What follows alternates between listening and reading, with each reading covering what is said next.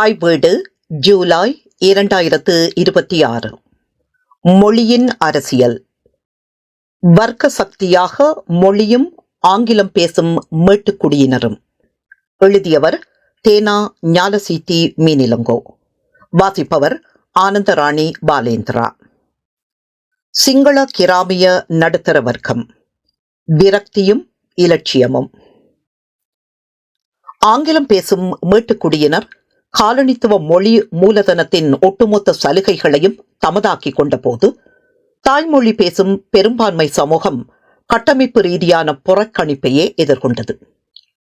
இந்த இரு துருவ உலகங்களுக்கும் இடைப்பட்ட அரசியல் வெளியில் மிக தீர்க்கமான சக்தியாக உருவெடுத்ததுதான் சிங்கள கிராமிய நடுத்தர வர்க்கம். வரலாற்று ரீதியாக பார்க்கும் போது இத்தகைய மொழிசார் தேசியவாதத்தை மிக வீரியமாக முன்னெடுத்தவர்கள் நிலமற்ற விவசாயிகளோ அல்லது நகர்ப்புற தொழிலாளர் வர்க்கமோ அல்லர். மாறாக கிராமிய ஆசிரியர்கள், பௌத்த பிக்குகள், சிறு வணிகர்கள், கீழ்நிலை எழுத்தர்கள் மற்றும் நடுத்தர அரசு அதிகாரிகள் உள்ளிட்ட இடைநிலை பிரிவினரே இதன் மைய அச்சாக விளங்கினர். இவர்களின் சமூக நிலை ஒரு விசித்திரமான முரண்பாட்டை கொண்டிருந்தது. அது காலனித்துவ கட்டமைப்பிற்குள் தங்களுக்கு கிடைத்த பகுதியளவு உள்ளடக்கத்தால் உந்தப்பட்ட அதே வேளையில் தங்களின் அடுத்த கட்ட உயர்வை தடுத்த அதிகார சுவர்களால் ஏற்பட்ட கட்டமைப்பு ரீதியான விரக்தியால் வரையறுக்கப்பட்டதாகும். இந்த வர்க்கம் கல்வி, எழுத்தறிவு மற்றும் உள்ளூர் சமூகங்களுக்குள் ஒரு குறிப்பிட்ட அளவு சமூக அதிகாரத்தையும் கொண்டிருந்தது. கிராமப்புற ஏழைகளைப் போலல்லாமல் அவர்கள் பாடசாலை கல்வியிலிருந்து விலக்கப்படவில்லை. உண்மையில் அவர்களே பெரும்பாலும் அதன் முதன்மை முகவர்களாகவும் பயனாளிகளாகவும் இருந்தனர். ஆயினும் அவர்களின் கல்வி பெரும்பாலும் ஆங்கிலத்தில் அல்லாமல் சிங்களத்தில் அமைந்தது. இந்த வேறுபாடே தீர்க்கமானதாக மாறியது. அது அவர்களுக்கு பண்பாட்டு அங்கீகாரத்தை வழங்கியதை தவிர காலனித்துவ மற்றும் காலனித்துவத்திற்கு பிந்திய அரசின் உயர் மட்டங்களுக்கான அணுகலை மறுத்தது. எனவே அவர்களின் நிலை முழுமையான வறுமையின் நிலையாக இருக்கவில்லை. மாறாக அது தடைப்பட்ட முன்னேற்றத்தின் நிலையாக இருந்தது. இந்த நிலை வறுமையை விடவும் அரசியல் ரீதியாக மிகவும் கொந்தளிப்பானதாக மாறியது.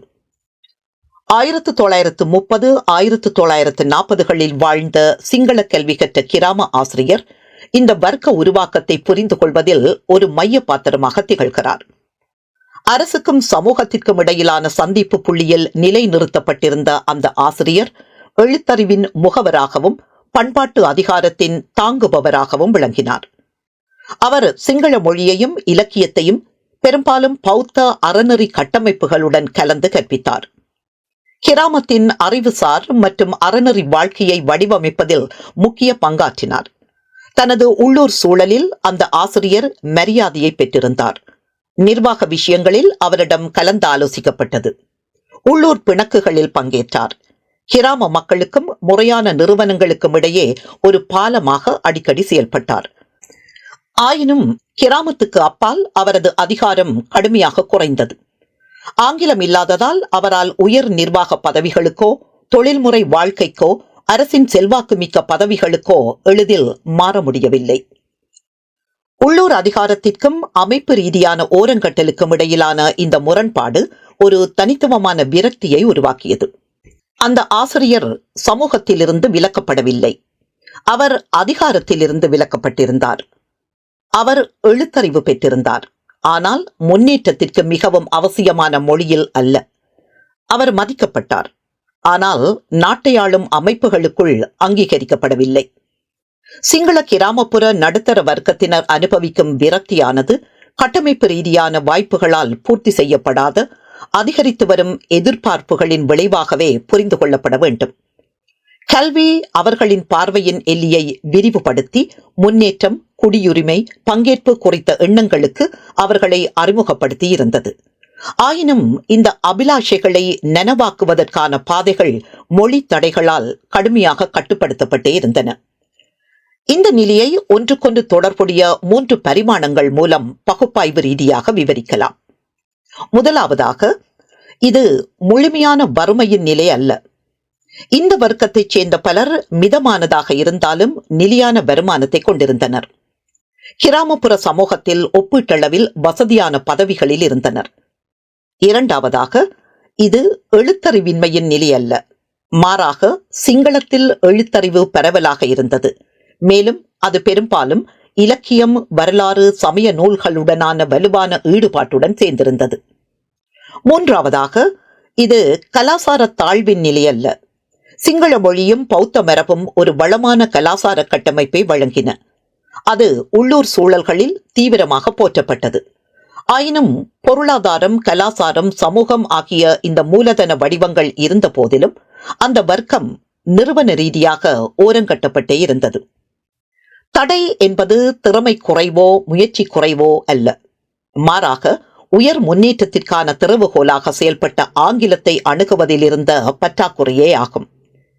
தங்களை திறமையானவர்கள், தகுதியானவர்கள் என்று கருதிய தனிநபர்கள் தன்னிச்சையானதாகவும் புறக்கணிப்பதாகவும் தோன்றிய ஓர் அளவுகோலால் தங்கள் முன்னேற்றம் தடுக்கப்பட்டதை கண்டதால் இது ஒரு சக்தி வாய்ந்த அநீதி உணர்வை உருவாக்கியது.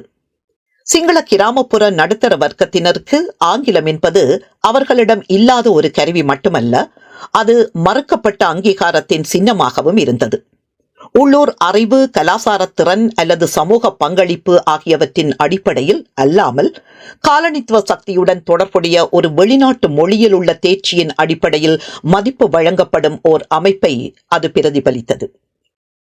ஒரு கிராம ஆசிரியருக்கும் மாவட்ட அளவிலான நிர்வாக அதிகாரிக்கும் இடையிலான உரையாடலை கருத்தில் கொள்வோம்.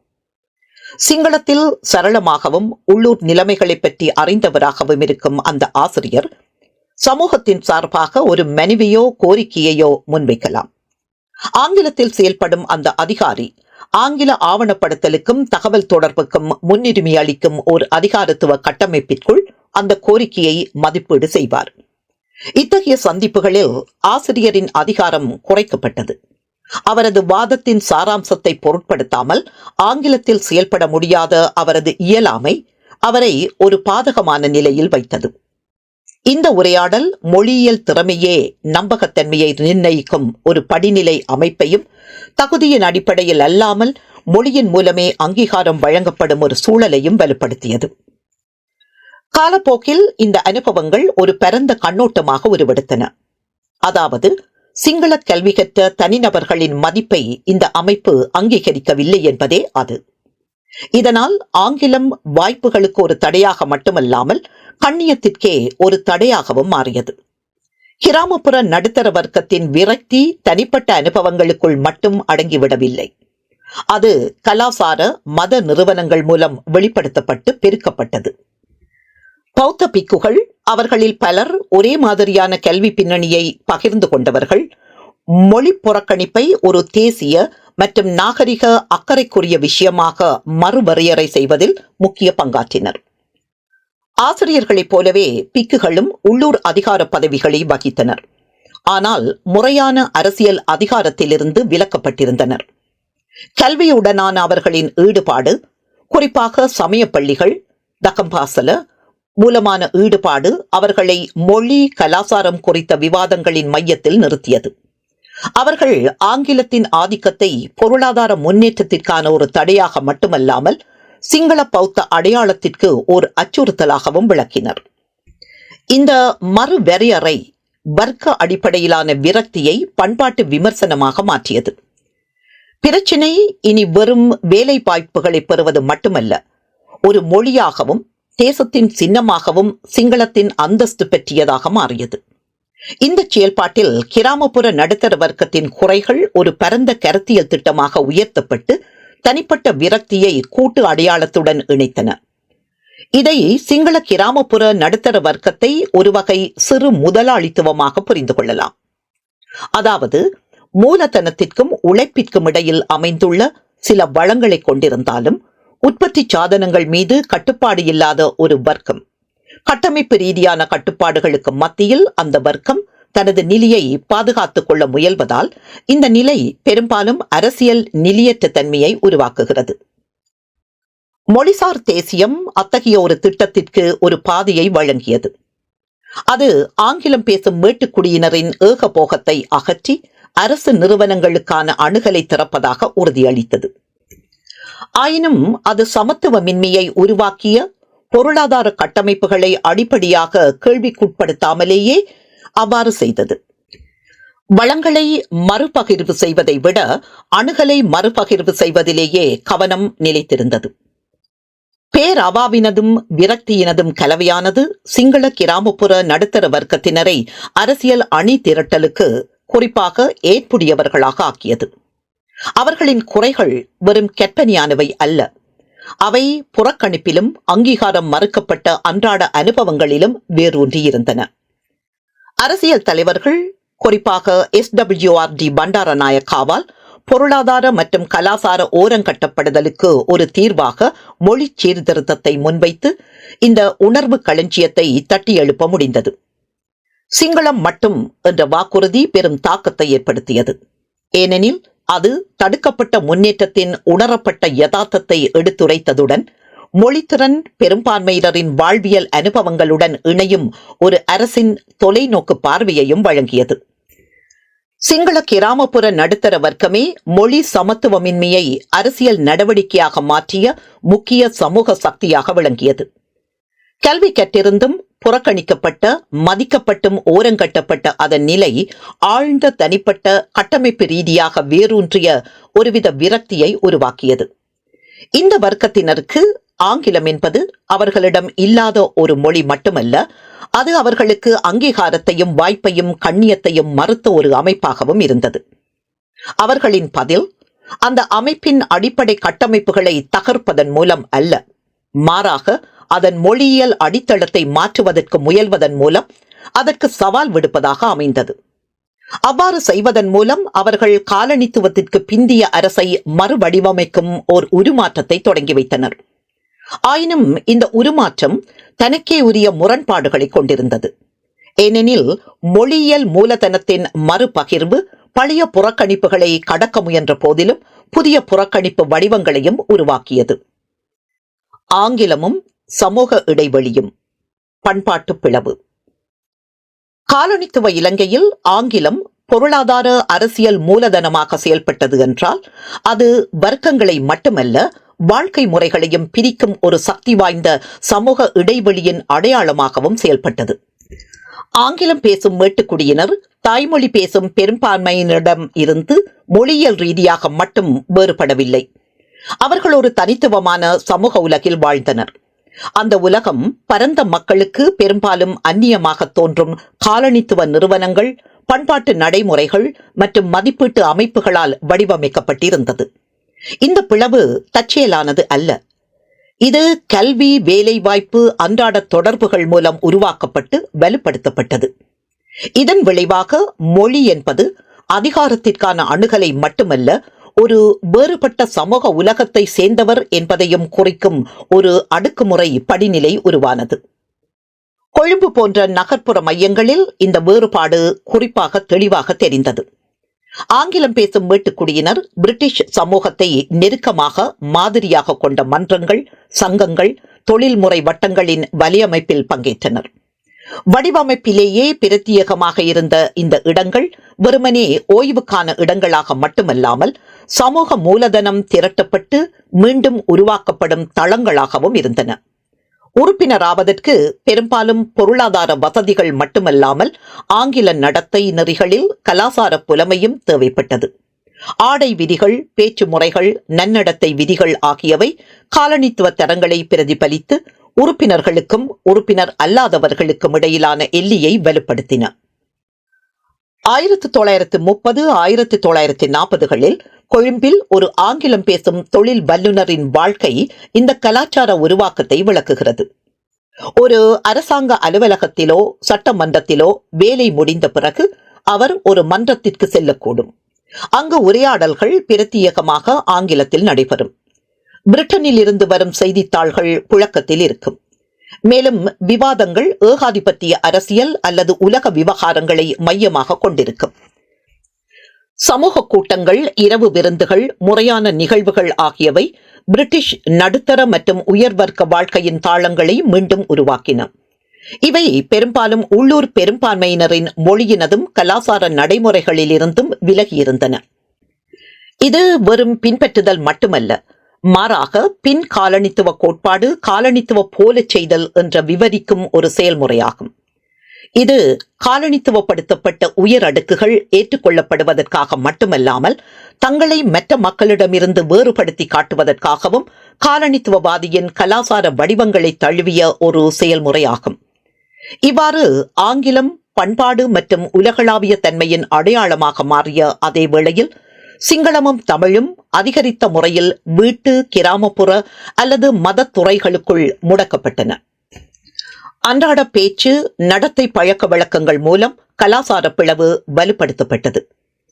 ஆங்கிலம் பேசும் மேட்டுக்குடியினர் காலனித்துவ அரசின் நெறிமுறைகளுடன் தாங்கள் ஒத்துப்போவதை குறிக்கும் விதமாக முறையான சூழல்களில் தங்கள் பேச்சு முறையை மாற்றிக்கொண்டனர் அல்லது தாய்மொழிகளை தவித்தனர். உச்சரிப்பு, பேச்சு வழக்கு, சரளமான பேச்சு ஆகியவை வேறுபாட்டின் அடையாளங்களாக மாறின. அவை ஆங்கிலம் பேசுபவர்களுக்கும் பேசாதவர்களுக்கும் இடையில் மட்டுமல்லாமல் ஆங்கிலம் பேசுபவர்களுக்குள்ளேயே கூட வேறுபாட்டை காட்டின. ஒரு அரசாங்க அலுவலகத்திலோ வணிக நிறுவனத்திலோ வாடிக்கையாளர்கள் சிங்களம் அல்லது தமிழில் பேசுவதற்கே அதிக வசதியாக உணர்வார்கள் என்பது தெளிவாக தெரிந்த போதிலும் ஆங்கிலம் பேசும் ஒரு அதிகாரி அவர்களுடன் ஆங்கிலத்தில் உரையாற்றக்கூடும். தகவல் தொடர்பின் சுமை தாய்மொழி பேசுபவரிடமே இருக்கும் என்றும் அவர் அதற்கேற்ப தன்னை மாற்றிக்கொள்ள வேண்டும் அல்லது மொழிபெயர்ப்பை கோர வேண்டும் என்றும் எதிர்பார்க்கப்பட்டது. இத்தகைய உரையாடல்கள் வழக்கமானவையாக இருந்த போதிலும் மொழித்திறனே சமூக அதிகாரத்தை தீர்மானிக்கும் ஒரு படிநிலை அமைப்பை வலுப்படுத்தின. தாய்மொழி பேசும் நபர்களுக்கு இந்த சந்திப்புகள் பெரும்பாலும் ஒருவித இழிவான தொனியை கொண்டிருந்தன. வேண்டுமென்றோ அறியாமலோ இத்தகைய சூழல்களில் ஆங்கிலத்தை பயன்படுத்துவது ஒருவித விலகல், பொறுமையின்மை அல்லது மேன்மையை குறிக்கக்கூடும். காலப்போக்கில் இந்த நுண்ணிலை தொடர்புகள் ஆங்கிலம் பேசும் மேட்டுக்குடியினர் வித்தியாசமானவர்கள் மட்டுமல்ல, உள்ளூர் யதார்த்தங்களிலிருந்து விலகியவர்களாகவும் அவற்றை புறக்கணிப்பவர்களாகவும் இருக்கின்றார்கள் என்ற ஒரு பரந்த கண்ணோட்டமாக உருவெடுத்தன. இந்த விலகல் உணர்வு தாய்மொழி பேசும் பெரும்பான்மையினர் இடையே ஒரு சக்தி வாய்ந்த கலாசார அந்நியமாதல் உணர்வை உருவாக்கியது. அந்த மேட்டுக்குடியினர் புவியியல் ரீதியாக அருகாமையில் இருந்தாலும் சமூக ரீதியாக தொலைவில் உள்ள ஒரு உலகில் வாழ்வதாக தோன்றியது. அது வேறுபட்ட மொழிகள், விழுமியங்கள், முன்னுரிமைகளால் ஆளப்படும் ஒரு உலகம். இந்த இடைவெளி பொருள் சார்ந்தது மட்டுமல்ல, குறியீட்டு ரீதியானதும் ஆகும். அது சமூகங்கள் அதிகாரத்துடனான தங்கள் உறவை புரிந்து கொள்ளும் விதத்தை வடிவமைத்தது. அரசு நிறுவனங்களுடன் தொடர்பு கொள்வதற்காக கொழும்புக்கு வரும் ஒரு கிராமப்புற சிங்கள பார்வையாளரின் அனுபவத்தை கருத்தில் கொள்வோம். காலனித்துவ கட்டடக்கலை, ஆங்கில அறிவிப்பு பலகைகள், பன்னாட்டு கலாசாரம் ஆகியவற்றை கொண்ட அந்த நகரமே பழக்கமானவை இடம்பெயர்க்கப்பட்ட ஒரு வெளியை பிரதிபலித்தது.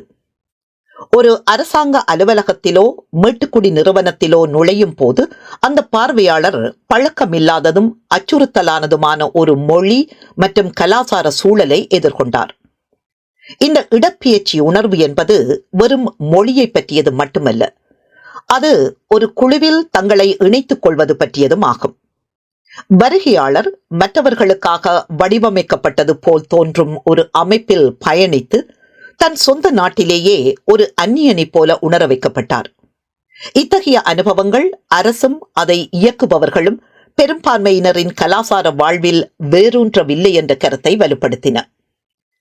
ஆங்கிலம் பேசும் மேட்டுக்குடியினரின் கலாசார பழக்க வழக்கங்கள் நம்பகத்தன்மை பற்றியும் தேசிய அடையாளம் குறித்தும் கேள்விகளையும் எழுப்பின. அவை பிரிட்டிஷ் நெறிமுறைகளுடன் ஒத்துப்போனதால் பலர் அவர்களை உள்ளூர் மரபுகளில் போதுமான அளவு வேரூன்றாதவர்களாகவோ கலாசார ரீதியாக அந்நியர்களாகவோ கூட கருதினர்.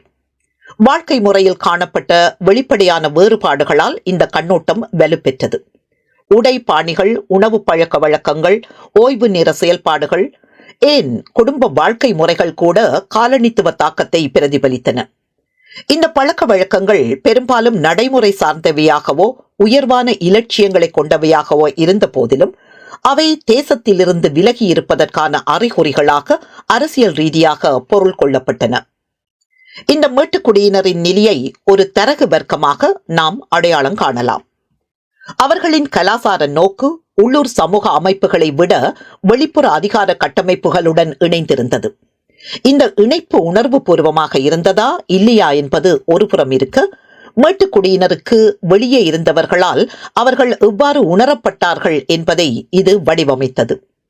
ஆங்கிலம் பேசும் மேட்டுக்குடியினருக்கும் வட்டார மொழி பேசும் பெரும்பான்மையினருக்கும் இடையிலான கலாசார பிளவு பொருளாதார நிறுவன ரீதியான ஏற்றத்தாழ்வுகளை கலாசார பகைமையாக மாற்றியது. மேட்டுக்குடியினர் மீதான வெறுப்பு இனி வேலைகள் அல்லது கல்விக்கான அணுகல் என்ற அடிப்படையில் மட்டும் கட்டமைக்கப்படவில்லை. மாறாக அடையாளம், சொந்தம், நம்பகத்தன்மை என்ற அடிப்படையில் கட்டமைக்கப்பட்டது. இந்த மாற்றம் அரசியல் ரீதியாக முக்கியத்துவம் வாய்ந்ததாக இருந்தது. வர்க்க அடிப்படையிலான விமர்சனத்தை விட கலாசார பகைமை பெரும்பாலும் அதிக உணர்ச்சி பூர்வமானதாகவும் எளிதில் அணி திரட்டக்கூடியதாகவும் இருக்கிறது. இது சிக்கலான கட்டமைப்பு ரீதியான ஏற்றத்தாழ்வுகளை நாம் எதிர் அவர்கள் என்ற கதையாடல்களாக எளிமைப்படுத்துகிறது. இதில் மொழி ஆழமான பிளவுகளுக்கான ஒரு பதிலாக மாறுகிறது. 20ஆம் நூற்றாண்டின் நடுப்பகுதியில் அரசியல் உரையாடல்கள் ஆங்கிலம் பேசும் மேட்டுக்குடியினரை மக்களிடமிருந்து தொடர் பெற்றவர்களாகவும் தேசிய விழுமியங்களை விட அயல் விழுமியங்களுக்கு முன்னுரிமை அளிப்பவர்களாகவும் சித்தரித்தன. இந்த பிளவின் மிகவும் வெளிப்படையான அடையாளமாக மொழி மாறியது. இது அரசியல்வாதிகள் தங்கள் விமர்சனங்களை எளிதில் புரிந்து கொள்ளக்கூடிய உணர்வு பூர்வமாக எதிரொலிக்கும் சொற்களில் முன்வைக்க வழிவகுத்தது. இந்த சூழலில் மொழி சீர்திருத்தத்துக்கான கோரிக்கை என்பது வாய்ப்புகளை பெறுவது பற்றியது மட்டுமல்ல, கலாசார வெளியை மீட்டெடுப்பது பற்றியதாகவும் இருந்தது. சிங்களம் வரலாறு மற்றும் பாரம்பரியத்தில் வேரூன்றிய மக்களின் மொழியாக முன்வைக்கப்பட்டது. அதே நேரத்தில் ஆங்கிலம் ஒரு அந்நிய மேட்டுக்குடியினரின் மொழியாக சித்தரிக்கப்பட்டது. இந்த இரு நிலைப்பாடு மொழியியல் அரசியலின் சிக்கலான தன்மையை அடிக்கோடிட்டு காட்டுகிறது. ஆங்கிலம் ஒரே நேரத்தில் புறக்கணிப்பிற்கான ஒரு மூலமாகவும் முன்னேற்றத்திற்கான ஒரு வளமாகவும் அந்நியமாதலின் ஒரு குறியீடாகவும் இலட்சியத்திற்கான ஒரு கருவியாகவும் விளங்கியது. எனவே அது உருவாக்கிய பண்பாட்டு பிளவு முழுமையானதாக இருக்கவில்லை. மாறாக அது பல அடுக்குகளை கொண்டதாகவும் சர்ச்சைக்குரியதாகவும் இருந்தது. ஆங்கிலம் பேசும் மேட்டுக்குடியினருக்கும் தாய்மொழி பேசும் பெரும்பான்மையினருக்கும் இடையிலான பண்பாட்டு பிளவு காலனித்துவ சமூகத்தின் ஒரு துணை விளைவு மட்டுமல்ல, அது அந்த கட்டமைப்பின் ஒரு உள்ளார்ந்த அங்கமாகவும் இருந்தது. மொழி ஒரு நடைமுறை கருவியாகவும் குறியீட்டு அடையாளமாகவும் இருந்து சமூக உறவுகளை இடைவெளி, படிநிலை மற்றும் வேறுபாடுகளை உருவாக்கும் விதங்களில் ஒழுங்கமைத்தது. இந்த வகையில் ஆங்கிலத்தால் உருவாக்கப்பட்ட கலாசார பிளவு என்பது வெறும் ஒரு சமூக நிகழ்வு மட்டுமல்ல, அது வரவிருக்கும் 10 ஆண்டுகளில் அரசின் மொழியையும் அதிகார கட்டமைப்பையும் மறுவடிவமைப்பதற்காக பயன்படுத்தப்படவிருந்த ஓர் அரசியல் வளமாகும். கல்வியும் சிறப்புரிமைகளின் மீளுருவாக்கமும். காலனித்துவ ஒழுங்கிற்குள் ஆங்கிலம் ஒரு மூலதனமாக செயல்பட்டிருந்தால் அதன் மிகவும் நீடித்த சக்தி தலைமுறைகள் கடந்து மீளுருவாக்கம் செய்யப்படும் அதன் திறனில்தான் அடங்கியிருந்தது. இந்த மீளுருவாக்கம் நிகழ்வதற்கான முதன்மை கருவியாக கல்வி விளங்கியது. ஆங்கிலம் பேசும் மேட்டுக்குடியினர் காலனித்துவ கொள்கையின் விளைவாக வெறுமனே தோன்றவில்லை. கல்வி பாதைகள் மீதான மூலோபாய கட்டுப்பாட்டின் மூலம் அது தன்னை தக்க வைத்துக் கொண்டு வலுப்படுத்திக் கொண்டது. இதன் மூலம் மொழி சமூக நன்மைகள் பெற்றோரிடமிருந்து பிள்ளைகளுக்கு குறிப்பிடத்தக்க தொடர்ச்சியுடன் கடத்தப்படுவதை அது உறுதி செய்தது. இந்த செயல்முறை மார்க்சிய மற்றும் விமர்சன சமூகவியல் மரபுகள் சமூக மீளுருவாக்கம் என்று அடையாளம் காட்டும் ஒன்றை பிரதிபலிக்கிறது. அதாவது கல்வி, குடும்பம், கலாசாரம் போன்ற நிறுவனங்கள் மூலம் வர்க்க கட்டமைப்புகள் காலப்போக்கில் எவ்வாறு பராமரிக்கப்படுகின்றன என்பதே அது. காலனித்துவ இலங்கையில் கல்வி ஒரு சமப்படுத்தும் சக்தியாக செயல்படாமல் மொழி மூலதனத்தை நீடித்த வர்க்க நிலையாக மாற்றும் ஒரு வடிகட்டும் வலுவூட்டும் கருவியாக செயல்பட்டது. இந்த அமைப்பின் மையத்தில் ஆங்கிலத்தின் மதிப்பை ஒரு நடைமுறை கருவியாகவும் ஒரு சமூக சொத்தாகவும் ஆரம்பத்திலேயே உணர்ந்த மேட்டுக்குடி குடும்பங்கள் இருந்தன. இந்த குடும்பங்கள் தங்கள் பிள்ளைகளுக்கு ஆங்கில வழி கல்வி கிடைப்பதை உறுதி செய்வதில் பெருமளவில் முதலீடு செய்தன. பெரும்பாலும் அவர்களை கொழும்பில் உள்ள மதிப்புமிக்க நிறுவனங்களிலோ புகழ்பெற்ற மிஷனரி பாடசாலைகளிலோ சேர்த்தன. சில சமயங்களில் குறிப்பாக உயர் வகுப்பினரிடையே பிள்ளைகள் உயர்கல்விக்காக பிரித்தானிய பேரரசின் பிற பகுதிகளுக்கு வெளிநாடுகளுக்கு அனுப்பப்பட்டனர். இது அவர்களின் மொழி திறனையும் சமூக வலைப்பின்னல்களையும் மேலும் ஆழப்படுத்தின. 19ஆம் நூற்றாண்டின் பிற்பகுதியிலோ 20ஆம் நூற்றாண்டின் முற்பகுதியிலோ ஆங்கிலம் பேசும் நிர்வாக அல்லது தொழில்முறை வர்க்கத்தில் நுழைந்த ஒரு குடும்பத்தை கருத்தில் கொள்வோம். மிஷனரி அல்லது உயர்குடி பாடசாலை கல்வி மூலம் ஆங்கிலம் கற்ற முதல் தலைமுறை காலனித்துவ அதிகார வர்க்கத்திலோ தொழில்களிலோ வேலை வாய்ப்பை பெற்றது. நிலையான வருமானம் மற்றும் சமூக அந்தஸ்துடன் இந்த தலைமுறையால் தங்கள் பிள்ளைகளின் கல்விக்கு முன்னுரிமை அளிக்க முடிந்தது. இதன் மூலம் அவர்களும் அதே அல்லது இன்னும் மதிப்புமிக்க நிறுவனங்களில் சேர்வதை உறுதி செய்தது. சிறுவயதிலிருந்தே ஆங்கில வழி கல்வி சூழல்களில் கல்வி கற்ற இரண்டாம் தலைமுறையினர் குறைவான தடைகளையே எதிர்கொண்டனர். ஆங்கிலம் என்பது கற்றுக்கொள்ளப்பட்ட ஒரு திறன் அல்ல, மாறாக அது முறையான மற்றும் முறைசாரா சூழல்களில் பயன்படுத்தப்பட்ட ஒரு பழக்க வழக்க மொழியாக இருந்தது. அவர்களின் பாடசாலை கல்வி அவர்களை உயர்கல்வி, தொழில்முறை பயிற்சி மற்றும் உயர்மட்ட பணிகளில் நுழைவதற்கு சிரமமின்றி தயார்படுத்தியது. மூன்றாம் தலைமுறையினரிடம் ஆங்கிலம் குடும்பத்தின் அடையாளத்தில் ஆழமாக பதிந்துவிட்டது. அது வெறும் ஒரு கருவியாக இல்லாமல் வர்க்க நிலையை வரையறுக்கும் ஒரு அம்சமாகவே மாறிவிட்டது. இந்த செயல்முறையை தன்னைத்தானே வலுப்படுத்தும் ஒரு சுழற்சியாக புரிந்து கொள்ளலாம். ஆங்கிலத்திற்கான அணுகல் உயர்மட்ட பாடசாலைகளுக்கான அணுகலை சாத்தியமாக்கியது. உயர்மட்ட கல்வி தொழில்முறைகளுக்கான அணுகலை சாத்தியமாக்கியது. தொழில்முறை வெற்றி கல்விசார் மேன்மையை மீண்டும் மீண்டும் உருவாக்க உதவியது. காலப்போக்கில் இந்த சுழற்சி ஒரு மூடிய சிறப்புரிமை சுற்றை உருவாக்கியது. அதற்குள் முன்னேற்றம் சாத்தியமாக இருந்த போதிலும் அது பெரும்பாலும் ஏற்கனவே அதற்குள் இருந்தவர்களுக்கே மட்டுப்படுத்தப்பட்டிருந்தது. சிறப்புரிமையை மீண்டும் மீண்டும் உருவாக்குவது என்பது ஒரு குடும்ப உத்தி மட்டுமல்ல, அது நிறுவன கட்டமைப்புகளாலும் வலுப்படுத்தப்பட்டது. உயர்மட்ட பாடசாலைகள் ஆங்கிலம் பேசும் பின்னணியில் இருந்து வரும் மாணவர்களுக்கு சாதகமான சேர்க்கை அளவுகோல்கள், கலாசார எதிர்பார்ப்புகள் மற்றும் சமூக சூழல்களை பராமரித்தன. முறையான தடைகள் குறைவாக இருந்த போதிலும் நேர்காணல்கள், பரிந்துரைகள் மற்றும் முன் அனுபவம் குறித்த எதிர்பார்ப்புகள் போன்ற முறைசாரா வழிமுறைகள் அணுகல் வரையறுக்கப்பட்டதாகவே இருப்பதை உறுதி செய்தன. கொழும்பிலுள்ள ஒரு புகழ்பெற்ற பாடசாலையில் சேரும் ஆங்கிலம் பேசும் குடும்பத்தைச் சேர்ந்த ஒரு குழந்தை தேவையான மொழி திறன்களை மட்டுமல்லாமல் ஆசிரியர்கள் மற்றும் நிர்வாகிகளால் எதிர்பார்க்கப்படும் கலாசார பரிச்சயத்தையும் பெற்றிருக்கும். அவர்களின் பேச்சு, பழக்க வழக்கங்கள் மற்றும் தன்னம்பிக்கை ஆகியவை நிறுவனத்தின் நெறிமுறைகளுடன் ஒத்துப்போவதால் ஒருங்கிணைப்பும் வெற்றியும் எளிதாகின்றன. இதற்கு மாறாக தாய்மொழி பேசும் பின்னணியைச் சேர்ந்த ஒரு குழந்தை சேர்க்கப்பட்டாலும் கூட பெரும்பாலும் குறிப்பிடத்தக்க சவால்களை எதிர்கொண்டது. ஆங்கில வழி சூழலுக்கு மாறுவதற்கு மொழி ரீதியாக மட்டுமல்லாமல் சமூக ரீதியாகவும் விரைவான தகவமைப்பு தேவைப்பட்டது. ஆதரவு அமைப்புகளோ முன் அனுபவமோ இல்லாததால் பலர் அந்த சூழலுக்கு ஈடு கொடுக்க போராடினர். இது அத்தகைய நிறுவனங்கள் தங்களுக்கானவை அல்ல என்ற எண்ணத்தை மேலும் வலுப்படுத்தியது. இந்த வகையில் கல்வி என்பது தேர்வு மற்றும் விலக்கலுக்கான ஒரு கருவியாக செயல்பட்டது. அது திறந்த மனப்பான்மையின் தோற்றத்தை பேணிக்கொண்டே மேட்டுக்குடியினரின் எல்லைகளை பாதுகாத்தது. ஆங்கிலத்தின் தலைமுறையாக கடத்தப்பட்ட செயல்பாடு அதனை ஒரு பரம்பரை மூலதன வடிவமாக திறம்பட மாற்றியது. வெளிப்படையாக பரம்பரையாக பெறக்கூடிய நிலம் அல்லது செல்வம் போல் அல்லாமல் மொழி மூலதனம் மிகவும் நுட்பமாக செயல்பட்டது. அது அன்றாட தகவல் தொடர்பு, வளர்ப்பு மற்றும் சமூகமயமாக்கல் நடைமுறைகளில் பொதிந்திருந்தது. ஆங்கிலம் பேசும் வீடுகளில் வளர்க்கப்பட்ட குழந்தைகள் முறையான பாடசாலை படிப்புக்கு வெகு முன்பே சரளமாக பேசும் திறனை வளர்த்து கொண்டு மொழியை இயல்பாக உள்வாங்கினர். இந்த ஆரம்பகால அனுகூலம் தன்னம்பிக்கை, எளிதான வெளிப்பாட்டு திறன் மற்றும் நிறுவன எதிர்பார்ப்புகளுடன் பரிச்சயம் ஆகியவற்றில் வெளிப்பட்டது. அவர்கள் முறையான கல்விக்குள் நுழையும் நேரத்தில் அவர்கள் ஏற்கனவே தங்கள் சக வகுப்பு மாணவர்களை விட ஒருபடி மேலே இருந்தனர். தாய்மொழி பேசும் குடும்பங்களுக்கு நிலைமை முற்றிலும் மாறுபட்டிருந்தது. கல்விக்கு மதிப்பளிக்கப்பட்டு அது பின்பற்றப்பட்ட போதிலும் குடும்பத்தில் ஆங்கிலம் இல்லாதது கடந்து செல்வதற்கு கடினமான ஒரு கட்டமைப்பு ரீதியான பாதகத்தை உருவாக்கியது.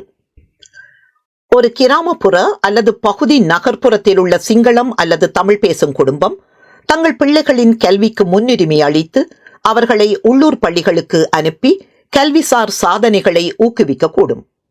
இருப்பினும் ஆங்கிலம் பேசும் சூழல்களுக்கான அணுகல் இல்லாததால் அக்குழந்தையின் மொழி பரிச்சயம் குறைவாகவும் பெரும்பாலும் சம்பிரதாயமானதாகவும் இருந்தது.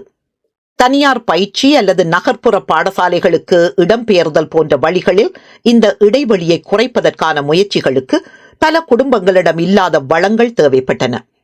அத்தகைய முயற்சிகள் மேற்கொள்ளப்பட்ட போதிலும் தலைமுறையாக ஆங்கில பரிச்சயம் இல்லாததால் முன்னேற்றம் சீரற்றதாகவும் நிச்சயமற்றதாகவும் இருந்தது. சிறப்புரிமைகளின் மீளுருவாக்கம் முறையான கல்விக்கு அப்பாற்பட்டு சமூக தொழில்முறை தொடர்புகளின் வலைப்பின்னல்களிலும் பரவியிருந்தது. ஆங்கிலம் பேசும் மேட்டுக்குடியினர் பாடசாலைகள், பல்கலைக்கழகங்கள், தொழில்முறை சங்கங்கள் மூலம் உறவுகளை பேணி ஓர் அடர்த்தியான சமூக மூலதன வலைப்பின்னலை உருவாக்கினர். காலனித்துவ மற்றும் ஆரம்பகால காலனித்துவத்திற்கு பிந்தைய அரசில் வேலை வாய்ப்புகள் பெரும்பாலும் பரிந்துரைகள், தனிப்பட்ட தொடர்புகள் மற்றும் நிறுவன இணைப்புகளால் வழங்கப்பட்டன. மேட்டுக்குடி பாடசாலைகள் மற்றும் பல்கலைக்கழகங்களில் பட்டம் பெற்றவர்கள் இந்த வலைப்பின்னல்களால் பயனடைந்தனர். இதன் மூலம் பொதுவழியில் தெரியாத தகவல்களையும் வாய்ப்புகளையும் பெறும் வாய்ப்பை பெற்றனர். தாய்மொழி பேசும் நபர்களுக்கு வாழ்க்கையின் பிற்காலத்தில் ஆங்கிலம் கற்றவர்களுக்கும் கூட இந்த வலைப்பின்னல்களில் நுழைவது கடினமாக இருந்தது. பொதுவான நிறுவன பின்னணிகள், சமூக பிணைப்புகள் இல்லாமை மொழியியல் திறனை வாய்ப்பாக மாற்றுவதற்கான அவர்களின் திறனை கட்டுப்படுத்தியது. இவ்வாறு சிறப்புரிமையானது கல்வி மூலம் மட்டுமல்லாமல் ஆழமாக பதிந்த சமூக உறவுகள் மூலமாகவும் மீளுருவாக்கம் செய்யப்பட்டு மேட்டுக்குடியினரின் தொடர்ச்சியை வலுப்படுத்தியது. சிறப்புரிமைகளை மீளுருவாக்கம் செய்வதில் குடும்பத்தின் பங்கு பாலினத்துடனும் பின்னி பிணைந்திருந்தது. பல மேட்டுக்குடி வீடுகளில் பெண்கள் வீட்டிற்குள் மொழி, கலாச்சார நடைமுறைகளை பேணுவதில் முக்கிய பங்கு வகித்தனர். ஆங்கிலம் பெரும்பாலும் வளர்ப்பு மொழியாக பயன்படுத்தப்பட்டு குழந்தைகளின் ஆரம்பகால சமூகமயமாக்கலை வடிவமைத்தது. அதே நேரத்தில் குறிப்பாக உயர்குடி வட்டாரங்களில் பெண்களுக்கு கல்விக்கான அணுகல் கிடைத்தது. மொழி மூலதனம் ஆண் பெண் இருபாலாரிடமும் கடத்தப்படுவதை உறுதி செய்து வர்க்க மீளுருவாக்கத்தின் நிலைத்தன்மையை வலுப்படுத்தியது. இது பல வட்டார மொழி சூழல்களுக்கு முரணாக இருந்தது. அங்கு பெண்களுக்கான கல்வி வாய்ப்புகள் மிகவும் குறைவாக இருந்தன. இது தலைமுறையாக அனுகூலம் கடத்தப்படுவதை மேலும் கட்டுப்படுத்தியது. இந்த அமைப்பின் வரையறுக்கும் அம்சங்களில் ஒன்று, அது ஒரு மூடிய அமைப்பாக செயல்பட்டாலும் தன்னை திறந்த அமைப்பாக காட்டிக்கொள்ளும் திறனாகும்.